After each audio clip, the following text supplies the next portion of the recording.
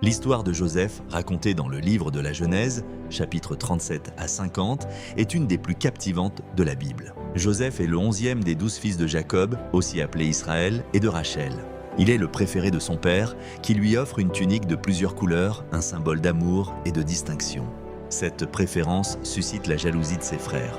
Joseph fait des rêves prophétiques où il se voit régner sur ses frères et même sur ses parents. Dans l'un de ses rêves, les gerbes de blé de ses frères s'inclinent devant la sienne. Et dans un autre, le soleil, la lune et 11 étoiles se prosternent devant lui. Ces visions alimentent davantage la colère de ses frères. Un jour, alors que Joseph va rejoindre ses frères dans les champs, ces derniers complotent contre lui. Ils décident de le vendre comme esclave à une caravane de marchands ismaélites en route pour l'Égypte. Ils prennent ensuite sa tunique, la trempent dans le sang d'un animal et la montrent à leur père pour lui faire croire que Joseph a été dévoré par une bête sauvage. En Égypte, Joseph est vendu à Potiphar, un officier du pharaon. Grâce à son intelligence et son intégrité, Joseph gagne la confiance de Potiphar et devient l'intendant de sa maison. Cependant, la femme de Potiphar tente de le séduire. Joseph refuse par fidélité à Dieu et à son maître. Humiliée, elle l'accuse faussement de l'avoir agressé. Potiphar, furieux, jette Joseph en prison. Même en prison, Dieu est avec Joseph. Il gagne la confiance du geôlier et devient responsable des autres prisonniers. Là, il interprète les rêves de 2 serviteurs du pharaon. Le maître Échanson, responsable des boissons, et le maître Panétier, responsable des pains. Les interprétations de Joseph s'avèrent justes.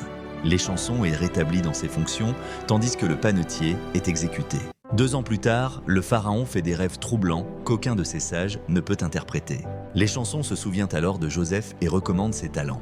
Amené devant le pharaon, Joseph interprète les rêves. 7 années d'abondance seront suivies de 7 années de famine. Il conseille au pharaon de stocker les récoltes pendant les années prospères. Impressionné, le pharaon nomme Joseph gouverneur d'Égypte, 2e après lui en autorité. Joseph administrait habilement les réserves du pays, sauvant l'Égypte et ses voisins de la famine. Pendant la famine, les frères de Joseph viennent en Égypte pour acheter du grain sans savoir que Joseph est désormais gouverneur. Il les met à l'épreuve pour voir s'ils ont changé et finit par se révéler à eux dans une scène émouvante. Il leur pardonne et leur dit que leur trahison était dans le plan de Dieu pour préserver leur famille. Joseph invite son père Jacob et toute sa famille à s'installer en Égypte. Jacob bénit ses fils avant de mourir et Joseph assure à ses frères qu'il ne leur veut aucun mal. Il meurt à l'âge de 110 ans, après avoir vu plusieurs générations de sa descendance.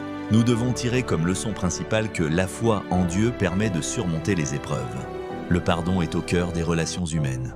Même dans les moments difficiles, Dieu peut transformer le mal en bien. C'est une histoire riche en enseignements sur la providence divine et la rédemption.